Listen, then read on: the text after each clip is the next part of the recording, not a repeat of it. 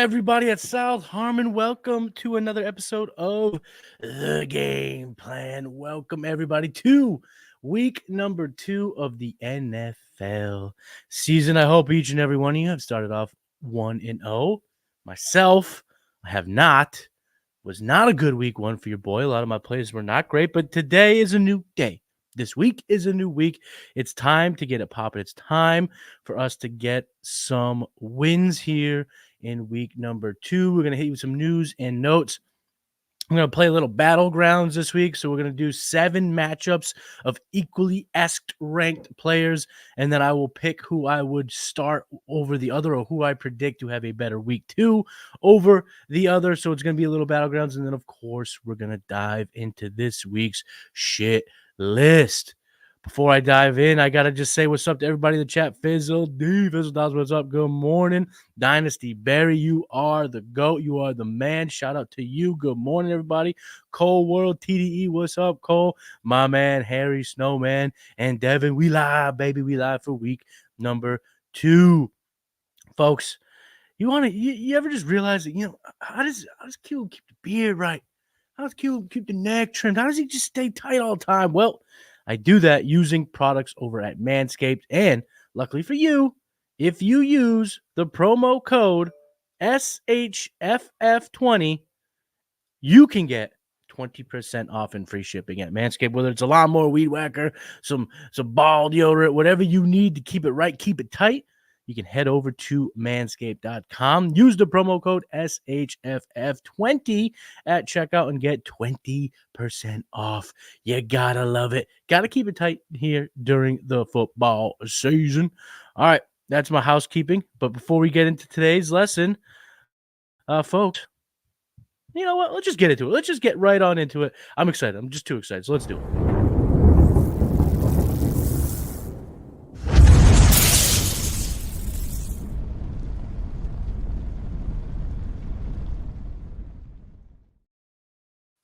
Robo Chris, what up? Good morning, everybody. All right, here we go. Some news and notes from week 2, making sure that you are up to date on all the happenings. Get all the news fig things. We need those fig things as we head into week 2. Jordan Love has been downgraded to doubtful. He's not really expected to play in week 2, but his teammate, Jaden Reed, who's been dealing with a bit of a shin injury, is expected to suit up in week 2. Christian McCaffrey, the Band-Aid has been ripped. He has been officially placed on injured reserve. So if you took him with the 101 in your seasonal drafts, firstly, lo siento. Lo siento, papi. I am sorry. It sucks to have pretty much guaranteed not the return on investment that you were hoping for at the 101, but don't give up.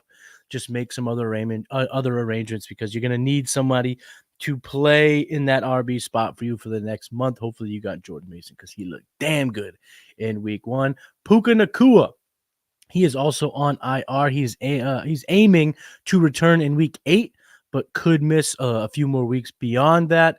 There's a world where somebody was talking mad shit to their league mates, saying, "Oh, I got McCaffrey in the 103, and then you let Puka fall all the way to me in the round 2. I'm gonna kill you guys." Sucks. 2 beasts in fantasy already on the IR, but that's the game that we play. A.J. Brown looks like he is legitimately questionable for Monday Night Football. He came up with a hamstring injury. He was feeling a bit sore in his hammy on Friday. It seems like he is as questionable gets. Now, if you have him, you got to take a lesson from week number 1 with Christian McCaffrey. There was a lot of people who were taken by surprise and got straight goose eggs or had to play Taylor and get a goose egg from that. So you want to make sure that you are prepared as much as possible. And there's 2 approaches to this. You can either play someone today if you feel like you have a good option, a solid option. And if you have, if you're wondering what those options could be, go ahead, throw it right there in the live chat, and I'll let you know what I think about it. But if you don't have a good option and your best bet to win week 2 is a healthy or a active A.J. Brown playing and producing, then you're going to want to make sure you got a Darnell Mooney or Jahan Dotson as last case, I'm effed insurance. So those are the two routes you can take here. Either play someone today if you feel confident, and if you're not sure, go ahead and either hit me up on X, hit me up in the Discord, hit me up in the live chat here. We'll go through it, and we'll try to get you dialed in, tapped in for that. Because, of course, A.J. Brown went nuts in week one. Another round one player being injured, which sucks for fantasy. Don't you all wish we could just shut off injuries? Like, Matty, just shut them off. Like, what? Let's all just draft our teams and not have to worry about it too much. Anyhow, let's go. Let's keep it moving. Hollywood Brown is done and dusted for 2024. That shoulder surgery is going to sideline him all the way into January. He is not expected to suit up for the Chiefs this year or maybe ever. He only signed that 1-year deal, so let's see what happens for him in the offseason. Josh Palmer is expected to play. Sorry if you were betting on Quentin Johnson to get more looks today. But I still like me some Ladd McConkey. T. Higgins is looking like he'll miss his second straight game, but you already probably have arrangements for that. You've been dealing with it now for a couple weeks. Jameson Williams does expect to play today, which is awesome because this is a very fantasy-friendly showdown. Highest over-under on the slate, indoors in Detroit. Could be a really good back-and-forth affair between Jared Goff and Baker Mayfield. A showdown from a couple of 101s of yesteryear. Keenan Allen and Rome Odunze will test their ailments before Sunday Night Football. They're true game time decisions. They're going to see how it feels.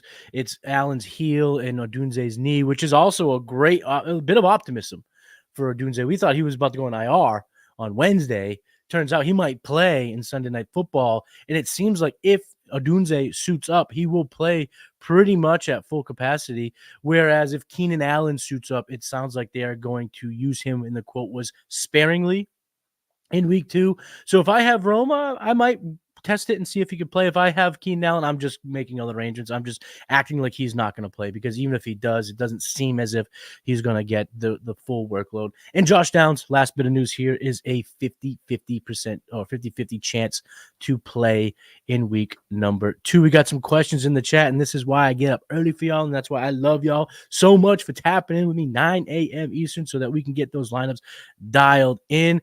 Dynasty Barry hitting me with a bomb right off the rip. Now, I like both of these guys. So this DP, this would be something to trust your gut here. If you have a preference either way, go with it because I love both players, but I'll just give you my rankings. I got Ford at running back 14, and I got Flowers at wide receiver 14. I love the bounce back attempt for Zay Flowers, and this is a huge get-right game.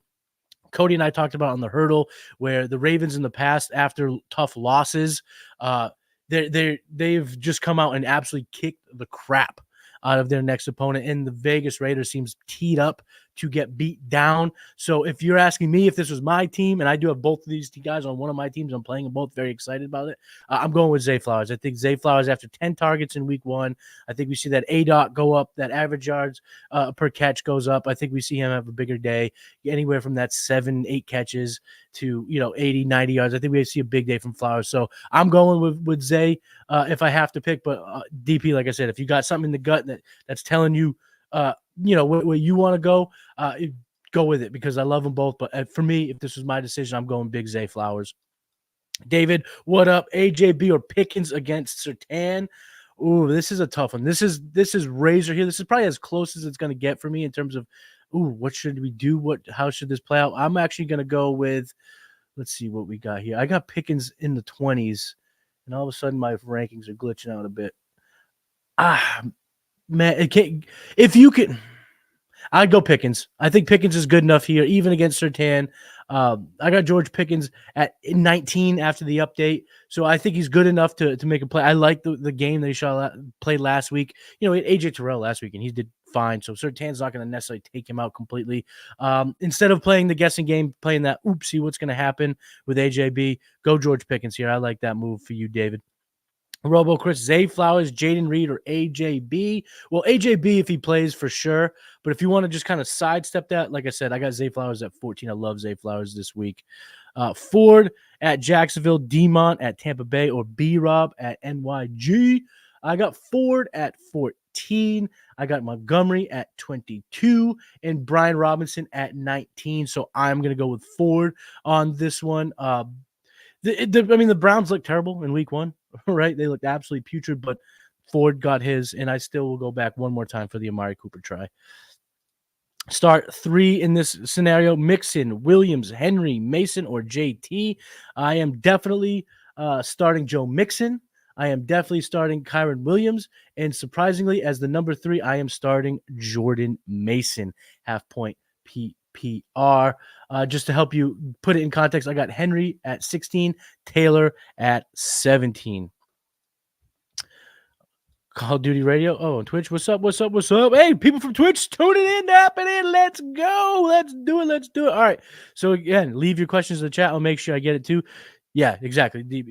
We exchanging guts here. We're exchanging guts here. So yeah, I'm going flowers here. That's how I would do it. But again, Ford, if you just have that feeling in your gut, trust it, because I like both players this week.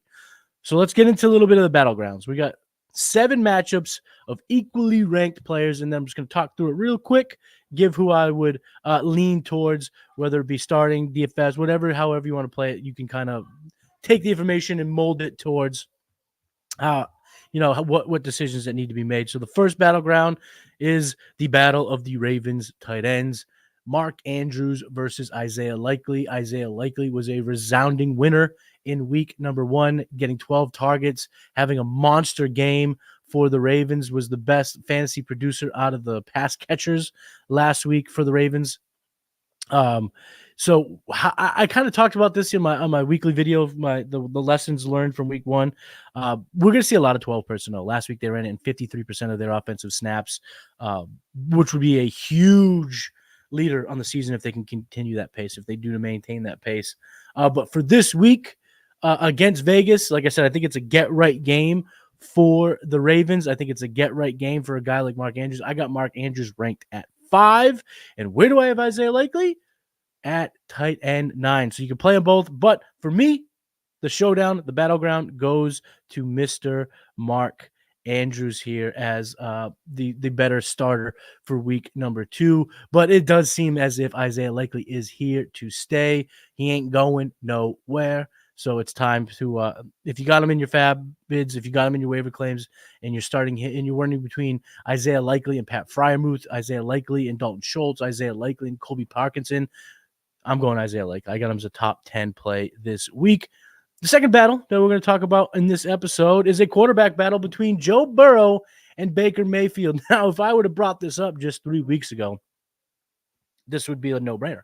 The fantasy world, would have a resounding favorite for Joe Burrow. But after week 1, after seeing Baker Mayfield with those weapons in this offense, yeah, it was against the Commanders, I know. But this week, again, 51 point over under. This is one of the weirder lines of the day, I'd say. The Tampa Bay Buccaneers are getting 8 points as road underdogs, 51.5. So that's even gone up. But again, if Vegas has any inclination on this game, I'm going to chase it a little bit here and expect that Baker either has to go blow for blow with the Lions or has to play catch-up mode. And either way, I'm okay with Baker in that type of capacity. Now, as far as Joe Burrow goes to Kansas City in a matchup where he's kind of owned the Chiefs, but without T. Higgins, Jamar Chase seems like he'll be back this week. You know, they talked about how they pushed his contract talks aside. He will not discuss it for the rest of the season, so it's not going to be an issue for him or the Bengals this year. He seemed to be ready to go. Had 12 points in week 1. So yeah, Burrow he's a fringe play for me. Oh, he's definitely playing obviously 2 quarterback formats, but in 1 QB, he's a fringe play. I got him at 13. But what does that mean for Baker? Who would I pick between Baker and Joe? Give me Baker, folks. Baker is a top 10 play for me after the update. Whether he's chasing points or going haymaker for haymaker, it seems like there will be a lot of points scored in Detroit, a matchup that I definitely want to sink my teeth into in week 2, no doubt about it. Got something to chat. Bruce, what up, Bruce? Sharbs or JSN? I am going Zach Charbonnet. Got him as a top 20 running back this week with Ken Walker out. That oblique will not allow him to suit up. And in a game where I expect virtually 0 points to be scored, this seems like it's going to be a defensive affair. We have the Patriots. We have the Seattle Seahawks with a 38-point over-under. One of the lowest on the slate. The Patriots, they want to win games 10-7. Well, so are the Seahawks. Seahawks with their new defensive-minded head coach, Mike McDaniel. Not Mike McDaniel. Is it Mike McDonald? Mike McDonald. McDaniel. Why do they do this stuff to me? I'm not that smart. Why do they do this? Mike McDonald. They want to win defensively. And with Charbonnet as the only running back in town, expect him to get a very, very healthy workload. And, the backup, Ken McIntosh. Is it Ken McIntosh? Either way, McIntosh is the running back that seemingly is going to move up the depth chart. He's more of a pass catcher, whereas Zach Charbonnet has been great in the passing game. So I expect Sharbs to take that workload whole-handedly. So I'm going to go with Sharbs here. Another question, Devin, what's up, dude? Start 2 Sharbs, B-Rob, or Ayuk? Okay, well, I'm definitely going Sharbs and B-Rob here. I'm going to go with the 2 running backs. I like Ayuk. He's starting to climb back up my rankings, but in a game where I don't know if there's going to be a ton of points scored in Minnesota. Again, it only takes one. You know what? I'm going to change my mind. I'm going to go with Sharbs, and I'm going to go with Ayuk. Give me Zach Charbonnet and give me Brandon Ayuk in that matchup, even though I love B-Rob. But with Jaden Daniels getting 2 one-yard touchdowns, maybe the touchdown upside isn't there like I had hoped for Mr. Brian Robinson. Okay, what do we got? Justin Fields or Baker Mayfield, 4-point per passing tutty. That will definitely make it a little bit closer for me, but I'm still going to go Mayfield by a hair. I have Mayfield at 10 and Fields at 17. This reflects 6-point per passing. If I was looking at 4-point, it'd probably be narrowed a little bit more, but we didn't see a whole lot out of Fields. We saw a game manager over there for the Steelers, so I'm going to go Mayfield and chase that potential shootout for sure. The next battleground we're going to talk about is a couple of running backs, a couple of older running backs, Joe Mixon and Josh Jacobs. Now, for me, this was a bit of a kind of put my pedal. What do they call it? Put your research to the test. Put your acumen to the test. Whatever it is, because this was a decision I had to make. These guys were back to back in my rankings. Joe Mixon coming off a monster week 1, and Josh Jacobs had his day salvaged after some volume late. But it seems like with Malik Willis as quarterback, they are going to run some more. And with the potential of just, the touchdown placement going elsewhere and the volume kind of being more geared towards the passing game in Houston, I'm going to side with Josh Jacobs ever so slightly. But again, I got them both very, very highly in my rank. So Mixon, Jacobs, I like them both as top 10 plays this week. But I'm going Jacobs slightly higher because the volume I can imagine.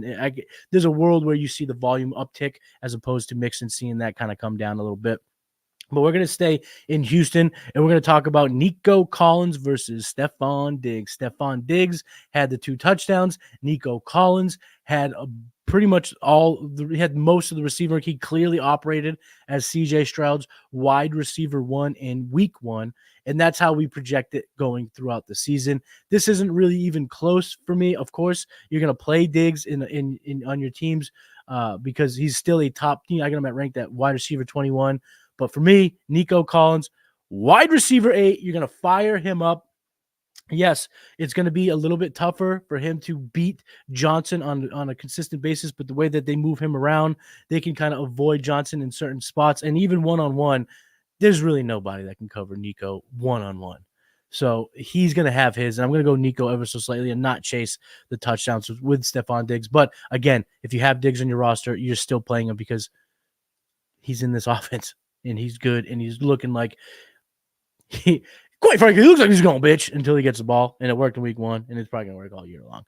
This is next matchup here in the Battlegrounds is something I never thought I'd even have on the list. I did not even, I would have laughed at it, to be quite frank, but here we are. We got to talk about it. Derrick Henry or Jordan Mason. Now, this might actually be a lineup decision for some of our seasonal guys out there, based on drafting and picking up Jordan Mason. Derrick Henry last week scored a touchdown in the first drive. Looked like, man, Derrick Henry's going to feast. And then just kind of petered out. Didn't really look to have the juice. Didn't really look to be that destroyer that we're, grown to really be accustomed to in the running game. But again, he's going to be the primary back. I have Derrick Henry at 16 this week. He's definitely a play, But it seems like, again, I'm saying I'm kind of chasing the narrative that the Ravens go berserk. They score a lot of touchdowns early, and then I think they kind of pull their foot off the gas. And yeah, they could grind Derrick Henry late, but if Derrick Henry was 26, 27, I'd say so. But he's older. They need him at the end of the year. They need him when it's freezing cold in Baltimore and they're trying to win a home game in the AFC Championship, Big Trust Park. They need to go back to Kansas City potentially and win. They want him to dominate late in the season. That does not mean 30 touches in week 2. I just don't see it. Whereas Jordan Mason, they are going to use Jordan Mason a ton. We saw it in week 1. The amount of touches he got, 28 attempts for 147 yards. We saw him eclipse 15 miles per hour 8 times in week 1. He's spry. He's good in the system. Give me Jordan Mason. I got Jordan Mason this week as a top 12 play. Fire up Jordan Mason all day long. I love me some Jordan Mason in week 2. Let's get to some questions here in the chat. Keep them coming, baby. Triflex Dynasty. I got an offer for Cooper Kupp for Waddle in a 25-second. It's a win now team, but that's intense. No, it's not. If you're winning now, keep Kupp. Cooper Kupp is back. Cooper Kupp is going to destroy 21 targets in week 1, and Puka ain't coming back until at least week 8. If you're looking to win this year, pardon my French, fuck the second round pick. This next upcoming class is not shaping up to be super deep. The second round, we don't know who you're going to have in the second round. And I know a lot of value charts, take the younger guy and the pick, blah, blah, blah. But if you're looking to win, friends, keep Kupp. Kupp is going to be a destroyer this year. So if you're looking to win, keep Kupp. Gus Bus or Zach Moss, give me Zach Moss by a landslide. JSN, should he be on waivers? Yes. In 10-team redraft, yeah, I'd leave him on waivers. I'm not picking him up. I'm not overly excited to stash him right now in a 10-teamer. In this, especially with the shallow format here, you could probably bully your way into adding him at a certain point if he does show a little bit of a breakout. But no, I'm not. I'm going to leave him out there. I'm not running there to pick him up. Get on them dubs. Let's go, Chef. Get them dubs, baby. Rico Dow. Let's do it. Mike Evans, Devon Smith. Why am I Devontae Smith? My brain doesn't work today, boys. Amari Cooper or Xavier Worthy. Let's just refer to the rank here. I've got Evans at 11, Smith at 12, and Ayuk at 13. So humble brag here from my man Rico. He's got some good options here, but I'm going to go against my rankings. I'm going to go with Smith because of the A.J. Brown uncertainty. Even if he plays, maybe the game plan will dictate more targets going to Smith, even though I love Evans in the shootout. If there's any other way you can start 2 of these, go Evans and go Smith. But if it's just one, you only have one chance, Rico. I'm actually going to take Devontae Smith and go with the Fizzle Dollar rule, the Fizzle Dollar property, which is last say. You want final say. You want that Monday night player. Start, sit, play 1, PPR, non-TEP, Pop Douglas, Naylor, Rico, or Foster Moreau. Give me Naylor. Give me Josh Naylor with Jordan Addison out. Give me Jordan with Addison out. Give me Naylor. What's the move with AJB? I'm high. Okay. Him playing, it seems like it's going to be truly game time decision. And like I said, if you have an option today that you're comfortable with, for sure play him. But if you don't and your options are kind of meek today after age, then just play the waiting game because even a 80%, a 75% AJ Brown is probably going to be better than having to start Josh Reynolds today or Alan Lazard today or Greg Dortch today. I would rather just play with the luck and make sure I have a Darnell Mooney or Jahan Dotson in the tank in case, just so I don't get that zero on Monday night like a lot of people did last week. Wandale or JSN? This is a great question, Kevin. Wandale is someone that's been shooting up my ranks. I'm at 43 and JSN at 40, but I'm going to go Wandale.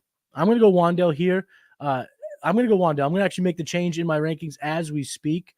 So give me a second, folks, because Kevin, shout out to you for bringing this up to the forefront. It deserved to be talked about.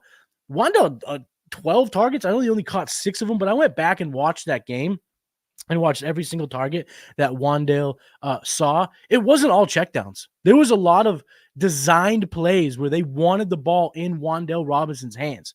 They put him in the backfield on some motion.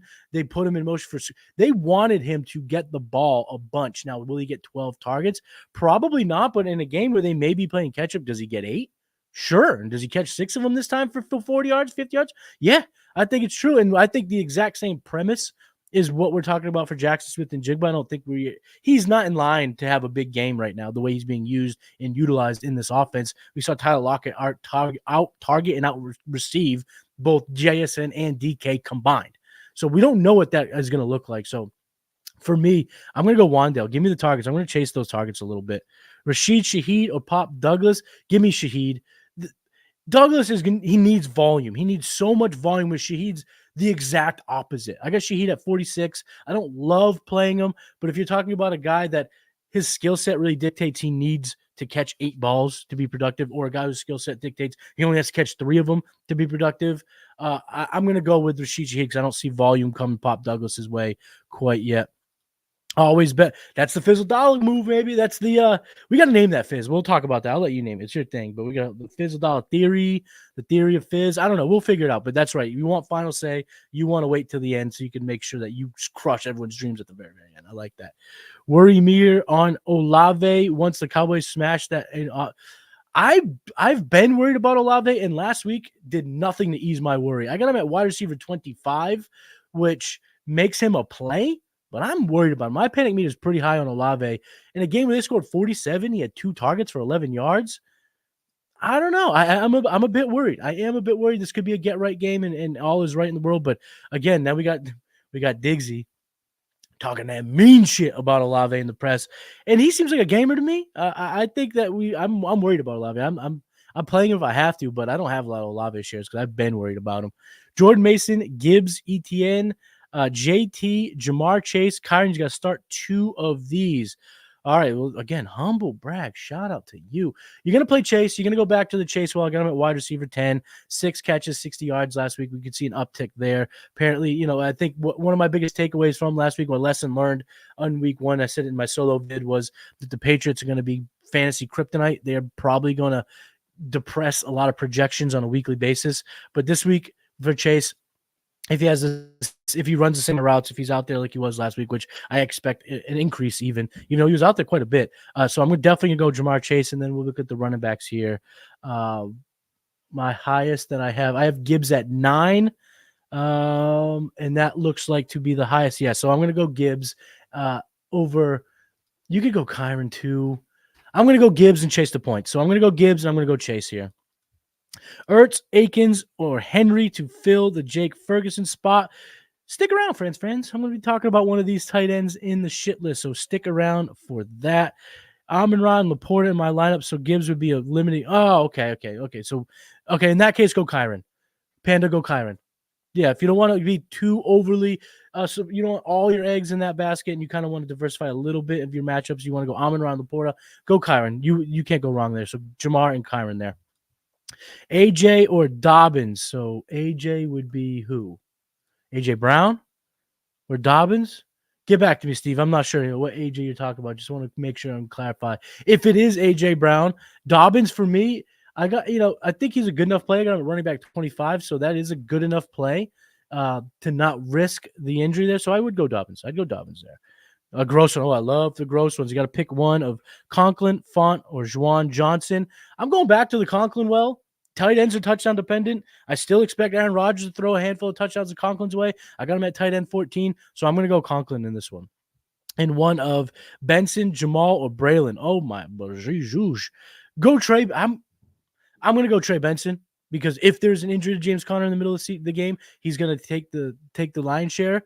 Whereas the other guys, Jamal had a good game, but it was all in garbage time. I mean, all of his fantasy points were in garbage time, and there's just not going to be garbage time this week. So I'm going to go Trey Benson. I think of the 3, he is the guy who has the slightest bit of standalone value. You can also, geez, Louise, Panda, what is the greatest team ever? No, I'm going to stick Laporta. I got Laporta at tight end 2 this week, and then I'll go Kyron. So go Kyron and Jamar Chase there. I think that's the move. Panda. So go ahead and do that.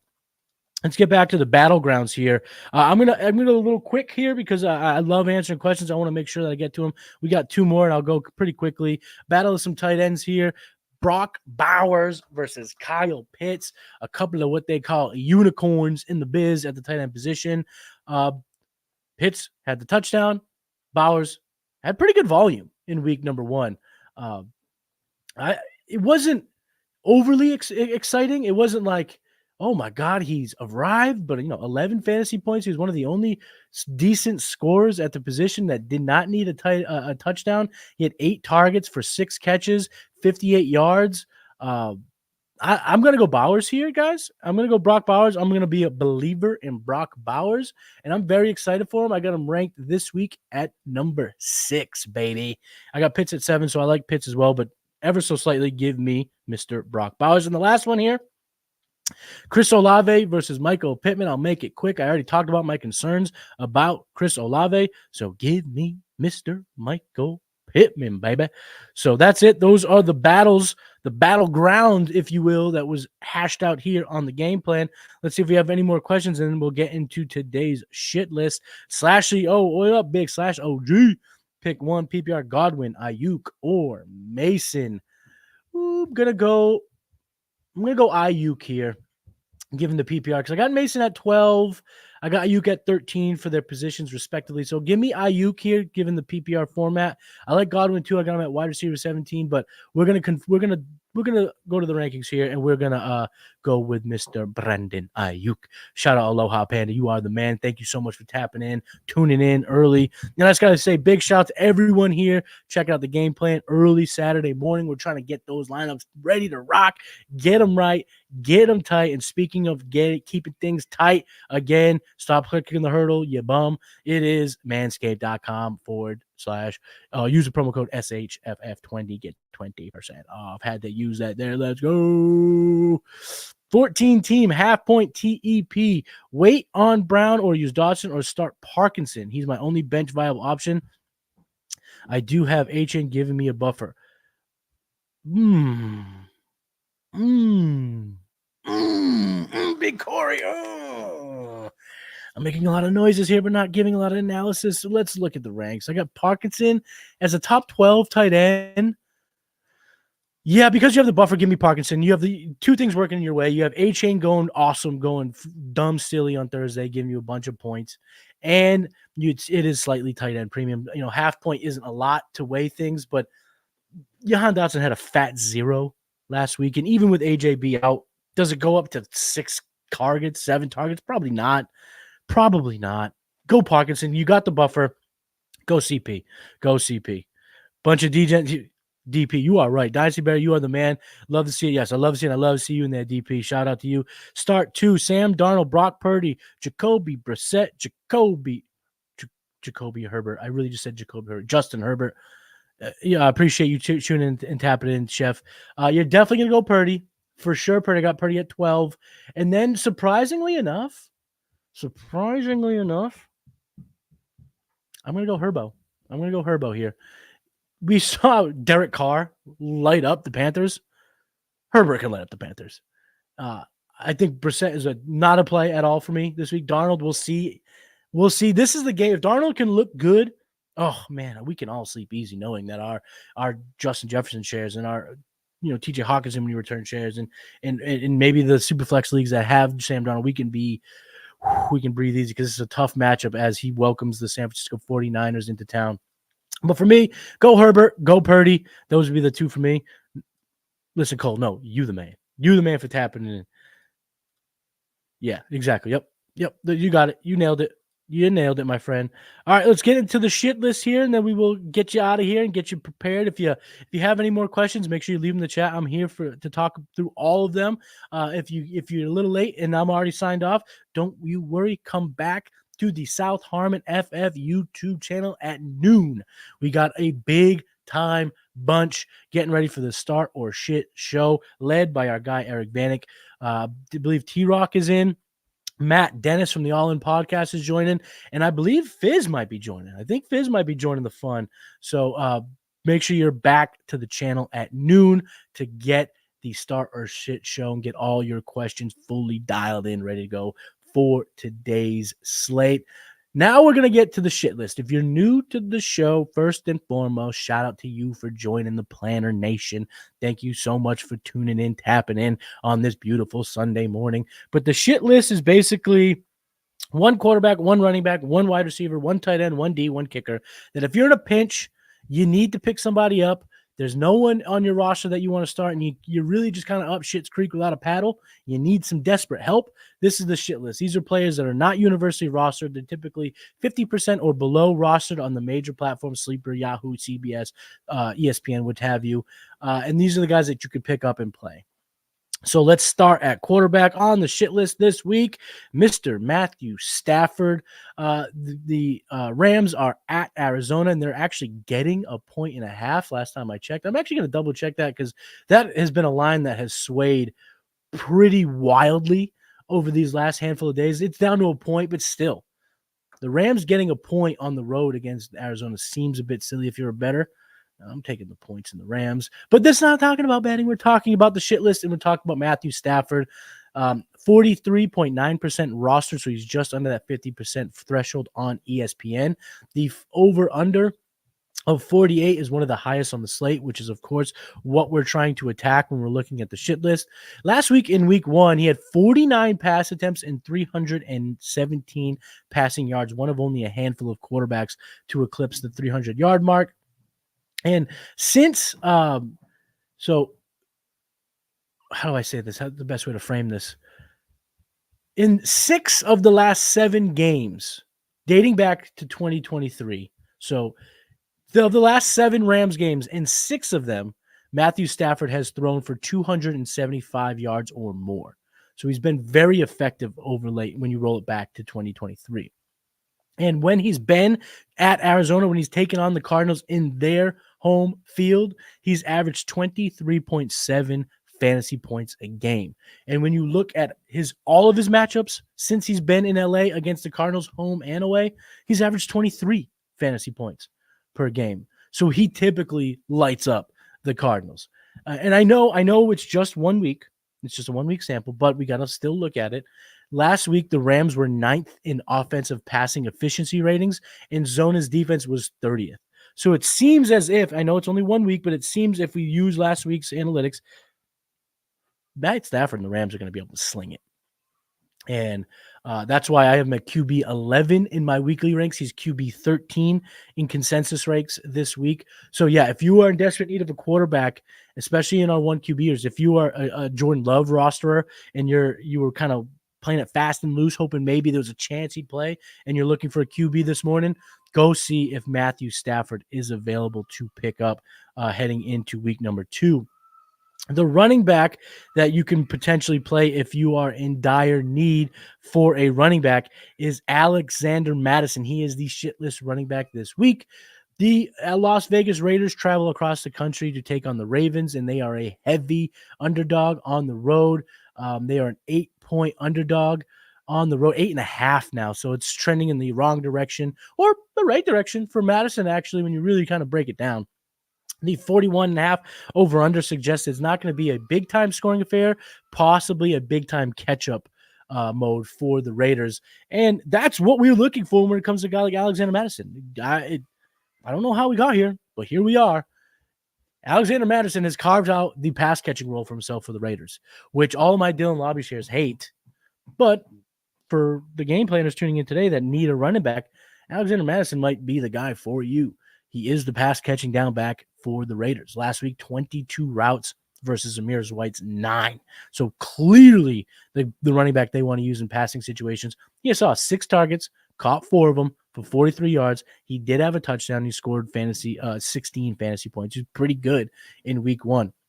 And when you fly across the country, obviously we have seen it time and time again.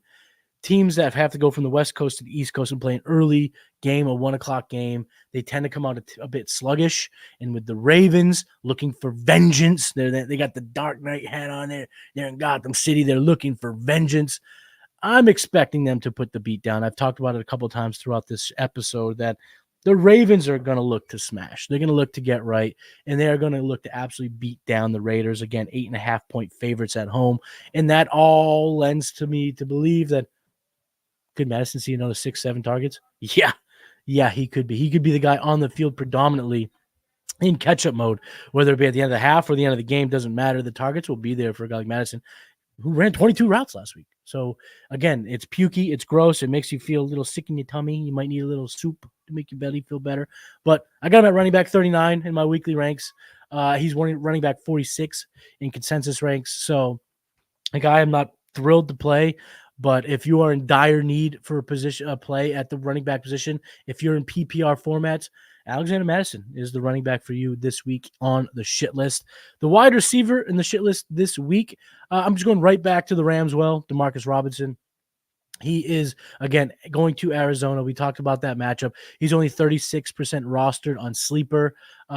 Basically, everything I said about Stafford, you can also apply that to Robinson. Stafford throws the ball a bunch against the Cardinals. He's thrown for a lot of yards over his last 7 games for the Rams, and Robinson's going to slate in as the second wide receiver for this team. When Puka left in week 1, we saw Robinson have 7 targets, 4 catches for 42 yards. And last year, when Cooper Kupp was hurt, there was a 5-week span where we saw Robinson play pretty damn well for our fantasy teams. So in weeks 13 through 17, he finished wide receiver 30 or better in all 5 consecutive weeks of top 30 production. This is what he scored in those 5 weeks as he was operating as the wide receiver 2 in this Rams offense. 15.5 fantasy points, 13.6, 14.7, 20.2, 13.2. Again, 5 consecutive top 30 finishes for Demarcus Robinson. And you can actually kind of, the Venn diagram of Stafford and Robinson kind of intersect. That little hello. Somebody clip that. That's ridiculous. Anyway, in that little Venn diagram is at the end of the season last year into this season, that correlates with Demarcus Robinson's production. So the weeks in which he's been throwing a lot, Robinson's been a part of that. Robinson's going to be a part of it again today in a game that there's going to be a lot of scoring indoors, divisional matchup, bing, bang, boom. You got to play Demarcus Robinson. I think he's a straight flex play. For me, I got him at wide receiver 39, so I have him as a top 40 play. The consensus has him at 48. So I'm playing Demarcus Robinson. If your options were A.J. Brown, wait on A.J. Brown, pivot to Jahan Dotson, or play Robinson, I'm playing Robinson. Then you also get that added buffer with a little bit of time. It's a 4 o'clock kickoff Eastern Standard Time, so it's that second slate on Sunday, so you might get some more information about A.J. Brown. It's unlikely because he's Monday night, but still, it's something that I'm looking to do. And if I have Robinson on my bench, I'll play Robinson so I don't have to maybe play Jahan Dotson. So that's kind of a line that I'll draw there for that. Let's go to tight end. And I hope you're around, friends. I hope you're still here, friends. And I got a whole lot of questions popping up in the chat. Stick around. I'm going to get to each and every one of you guys. So don't you worry. I'm definitely going to get to you before we sign off. But let's start with Jordan Akins here. Cleveland is 3-point dogs on the road. He's only 2% rostered on Sleeper. So if you're in desperate need of a tight end, this could be your guy. Over under 41.5 doesn't necessarily suggest a lot of points, but for tight ends, what are we doing, folks? We're chasing TDs. That's just what we're looking for. We don't need volume. We need TDs. We saw last week how bad tight end can look in a given week. And this week might be no different. We'll see. I hope not. But David Njoku's ruled out. We already know that. He's been ruled out most of the week. He's been ruled out for so long, he didn't even make the news and notes for Sunday morning because we all knew that he was out. And in his absence last week, 4 targets, 3 receptions, 27 yards. Not a lot of fantasy production, but the targets started. I mean, he didn't start playing until after Njoku left the game. So there was a bit of it seemed like Watson had a bit of an eye for him, at least early on in week 1. And again, limited sample size. You got to take it with a grain of salt, but we have to look for something to sink our teeth into when making these decisions in the shit list. He had a positive receiving EPA. So he was a positive in that passing attack, and he showed pretty good separation, 6.3. So I know it's limited, but if this is going to be the tight end 1, he's going to get open. He looks like he can get open. He can score a touchdown. There's worse options than Aiken. And I know I'm grasping at straws here to sell you on Akins, but welcome to the tight end position, folks. Welcome to the tight end position. Last week, the Saints had 2 fantasy producers at tight end because they caught touchdowns, and that was just it. I mean, Brock Bowers was probably the best producer without catching a touchdown. He had 11 fantasy points. I don't think a single guy had 15. It was bad. It was bad. So we're grasping at straws, true. But that's what happens here at tight end in the shit list. You got to grasp at something. You got to try to grab onto something and get yourself out of the hole. Tight end 19 for me, Akins is. He's tight end 36 in the consensus ranks. So I'm a bit higher on him than consensus. I think a touchdown is possible. But again, you got to be desperate. You got to be in desperate need. But again, just want to highlight little Jordan Akins here. Now, this is new to the year. This year, I didn't do this in years prior, but this year on the game plan, we're in the shit list. We're going to talk DST and kickers, baby, because they are fantasy players too. So real quick, the DST that I am streaming this week is the New England Patriots. He's only rostering about 4.5% of ESPN leagues. The over-under of 38 points is enough for me to just, that's all you need to know. There's not a lot of points projected for their home opener. And Seattle is flying across the, I mean, think of the map. Seattle's way up here. New England is way over here. They have to fly all the way to Foxborough. I just talked about it in regards to the Raiders and Ravens. Teams that fly from the West Coast to the East Coast for a 1 o'clock start tend to have issues. It can absolutely be problematic for an offense that really wasn't all that high functioning and high powered last week in their home opener. Both of these head coaches are defensive minded, and they both probably be happy to win 16-10. So let them. That's fine. In the New England Patriots last week against Joe Burrow in a better offense, I don't care if T. Higgins wasn't on the field. Joe Burrow-led offense at home is a tougher matchup than Geno Smith flying across the country to play in New England. And in that game, though, in week 1, New England had 3 sacks, 2 turnovers, 1 on defense, 1 on special teams, but you get points all the same. And they held Cincinnati under 300 yards from scrimmage. If you're looking for a DST, go to New England. I think this is the perfect spot for you to find a defense. Seattle's been more of the trendier pick. They may not be available. They're more of the trendier. They were drafted in a lot of situations because Denver and then New England, it was a good 1-2 punch to start the season, so they may not be available. But go ahead, flip the coin over and take the other team in that matchup. Get the New England Patriots, who are getting 3 points at home. Patriots, I don't think they're going to be good. I think they're actually going to be, everyone's going to hate them because they're going to be fantasy kryptonite. But if you're playing a DST, you want a fantasy kryptonite. So New England Patriots, that's my streamer DST. And my kicker that I'm streaming is Mr. Chase McLaughlin. Again, I'm just chasing the points indoors in Detroit. He's only rostered about 8% of ESPN leagues. The 50 over-under of 51. Again, the highest total on the slate. And I need to check out his points last week. I should have done this before. But the thing is, I think he had a big game. I don't want to misspeak here in terms of what he put on the field last week. 15 points outside in Tampa. I know the weather was nice, so it's not really a thing, but he had a kick over 50 yards. He had a kick over 30 yards. He had a pretty good game. I mean, he had a pretty dang good game, and this is indoors, chasing a lot of points. So Chase McLaughlin, if you need a kicker this week, go get Chase McLaughlin. And then Jake Bates, of course, he was my pick last week. He didn't have a big game. He had only 8 fantasy points, but he made all his kicks. So again, if he's available, I love Jake Bates for the long term, so that's an option as well. But Chase McLaughlin is there, and they'll go real quick. Matthew Stafford. This is the shit list here from quarterback to kicker. Matthew Stafford, Alexander Madison, Demarcus Robinson, Jordan Akins, Patriots defense, and Chase McLaughlin. That's going to be the show, but before we get out, of course, we're going to get to the chat here. We're going to see what we got. We're going to help you get these lineups dialed in. I hope you stayed around. First of all, Cold World, everybody who stayed around, thank you so much for tapping in. You guys are the best. You guys are the reason why I do this, the reason why I get so excited every single Sunday morning to get on here, start the stream at 9 a.m. Half point PPR, Jaden Reed or Amari Cooper. I got Cooper a little bit higher. Without Jordan Love, with the shin injury, he hasn't been able to practice as much.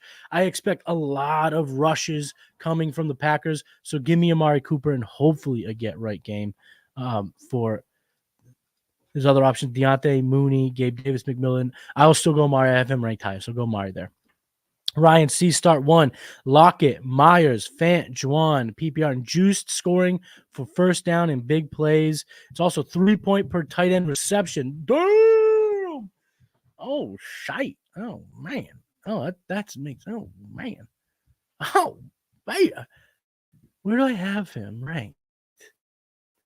I'm at wider tight end 24. That's the highest ranked tight end of Juwan Johnson. But with that format, go Johnson. Go Juwan. Go Juwan Johnson.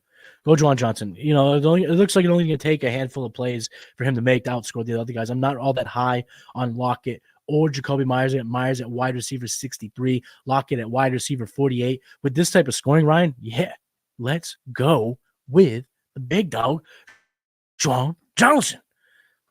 Joe Burrow or T-Law. T-Law went ahead and broke my heart last week. I thought this was going to be a big game for him. So give me Joe Burrow in Kansas City slightly. Got Joe Burrow at 13, Lawrence at 14. So I'm going to go slightly in Burrow's favor. Matty Kiwoom, what up, bro? I've got the J-Day versus A-Rich in the J-Day versus Kyler decision. Humble brag much? Humble brag much? I'm going with Jaden Daniels. What we saw from Jaden Daniels in week 1, this is why I'm going with Jaden Daniels. We saw Jaden Daniels be a mega producer in fantasy without really doing much. He had 88 yards rushing, 2 rushing touchdowns from the 1. He only threw for 180 passing yards. And then you factor in what the Giants allowed Sam Darnold to do last week. Sam Darnold was damn near perfect. He only had a handful of incompletions. He was able to do whatever he wanted via the air.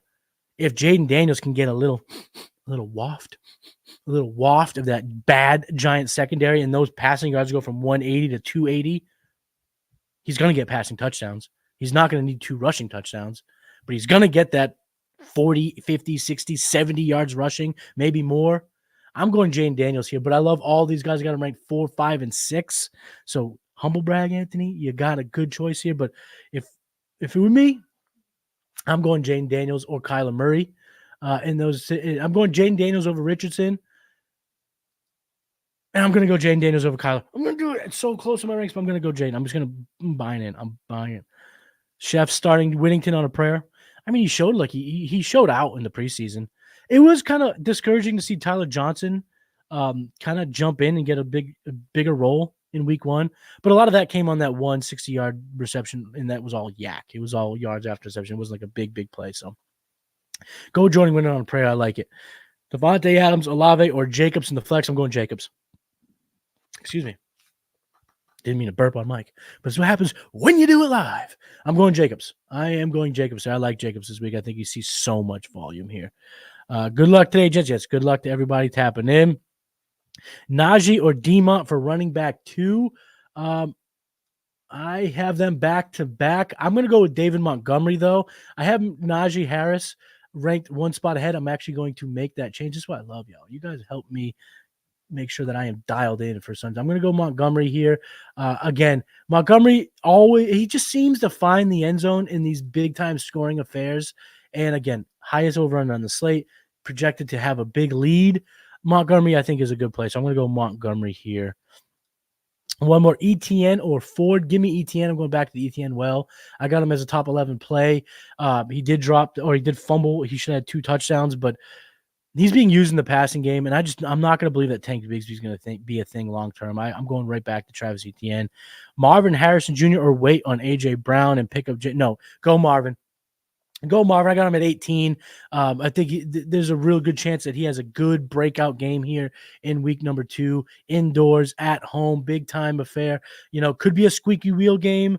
There's that whole thing. Kyler Murray saying it's not my job to get him targets. Maybe he feels a little bad about that, throws it his way. So I'm going to go Marvin Harrison as opposed to waiting. Marvin Harrison is definitely a good enough option. How do we feel about the Packers wide receivers? Got Watson in my last flex. Thinking about starting Lazard over him. Man, oh man, let me just double check my ranks here because I don't love Lazard either. I don't love Watson, to be quite frank. I don't love either player. Let me see here. I'm going to go, I'll go with Lazard. Trust you got Jeremy. I got Lazard 51. I got Watson at 56. Of course, it only takes 1 play for Watson, but as we saw last week, it only takes a couple for you burp away. That's why you're the man. You are the man. I just answered this question, Kyle, but I'll do it for you because, well, it's you, Kyle, and I got you. I'm only going to do this for you, Kyle. I'm going ETN and a full point PPR. Mr. B, half point PPR, 10-team Superflex trade London and Dowdle for Kamara. He has Wilson, I'm assuming that's Garrett, Tank, MJ, Worth. Okay. Running back is weak. Yes, I'll pull that trigger. I'll definitely pull the trigger on that there. It's going to make it worse if that's Dynasty. In seasonal formats, that's a complete smash for me. But if you're looking to win now, I think it's a smash whether it's Dynasty or not. Keenan or Brian Thomas. Brian Thomas by far. Semper. Go BTJ. I got BTJ at 30. We're hearing that even if Keenan Allen plays, he's going to be used sparingly. So I'm going to go for sure with big dog Brian Thomas Jr. Hope for another big-time play. ETN versus Cleveland or Charbonnet from my boy Rob here. I got ETN a lot higher. Not a lot higher, 19 or it's 18 to 11. I'm going ETN. I love ETN this week again. I'm going to go back to it. Javonte, Najee, or Brian Thomas Jr. Pick 2. Give me Najee Harris and give me Brian Thomas Jr., Big Corey. Michael Pittman, Cooper, or Worthy. Give me Michael Pittman. I got Michael Pittman at wide receiver 20 this week. Cooper, I'm just nervous. I'm a bit nervous. I got him at 26. This is my last week. If he has another bad week, I'm going to be, I'm going to be crying. And then Worthy at 31. I do like Worthy in this game. But actually, there was that. I'll throw this one last bit out there. If you want my opinion, if you want what I would do, I'm going Pittman. But if you're a vibes guy, I know some people love vibes and they like to kind of take in some of the things that can't be quantified and the things that we don't talk about in these shows. Xavier Worthy did get shit talked about him by Cam Taylor-Britt and kind of made fun of him that he doesn't do much on the field. And the Chiefs do love to shove it in people's faces. They do love to make people look silly. So if you're a vibes guy, go Worthy. If you're a vibes guy. But if you want my honest opinion, what I would do, I'm going Pittman. I do have Pittman ranked higher, so I'm going to go Pittman. But if you're a vibes guy, you believe in the vibes, Mike, they're going to try to get Worthy the ball. They're just going to say that. Yeah, redraft and Garrett Wilson. So Mississippi smash that. Absolutely smash that and get Alvin Kamara because Alvin Kamara is going to solve your running back problem. He's volume guy, especially in your PPR. Risk A.J. Brown or sub in Jerome Ford. I'd go Jerome Ford instead of risking it. That I got Jerome Ford at 14. We saw him catch 6 passes last week in catch-up mode. We saw him get a garbage time touchdown. Sometimes let's not overthink it. Catch his passes, got the ball on the goal line.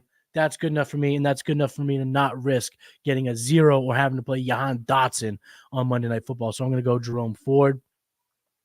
Yeah, I'm telling you, Mike, if you're a vibes guy, if you feel it, if you get those vibes going, you love that type of part of analysis here, and I do too. I love bro science. I do. I love analytics. I love film. I take it all in. I grind hard to try to get my rankings out and get my takes dialed in. But sometimes, man, I've watched this game a long time. I've been playing fantasy a long time, and vibes, they sound silly, but sometimes for teams like the Chiefs that want to make noise, they want to make headlines. They might make Worthy. They might make Worthy good, maybe. I mean, but again, I'm not advising you go Worthy, but let me know. Hit me up on Twitter at Matty Kiwoom, Mike, or hit us in Discord, or let me know in the comments of this video. Let me know what you do, and then obviously we'll know how it works out. But I want to see what you do, Mike. Again, if you're a vibes guy, might be good vibes here. Last question: how we feel about Scary Terry McLaurin? I'm going back to him this week. Guys. Like I said, this is the week. This is the week where Jane Daniels chucks the rock. He didn't chuck it in week 1. He's going to chuck it this week. The Giants secondary is putrid, and I got Terry as a top 24 play. He's a no doubt wide receiver 2 for me, so I'm absolutely okay with playing me some Scary Terry, Jeremy. Love the vibes, and I love you, Cole Worlds. Thank you for tapping in. TDE, Big Corey. Grando, a good last bench spot. Yeah, absolutely.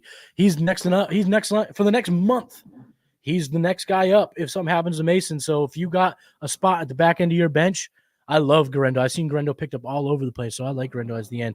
Maddie, you are an auto start based on vibes. Chef, you are the man. Thank you so much for tapping in, Chef. And everybody, thank you guys for tuning in this week's episode of The Game Plan. Get those week 2 dubs, everybody. I can't wait to see you next week. But keep game planning, my friends, and I will see you next week. Peace.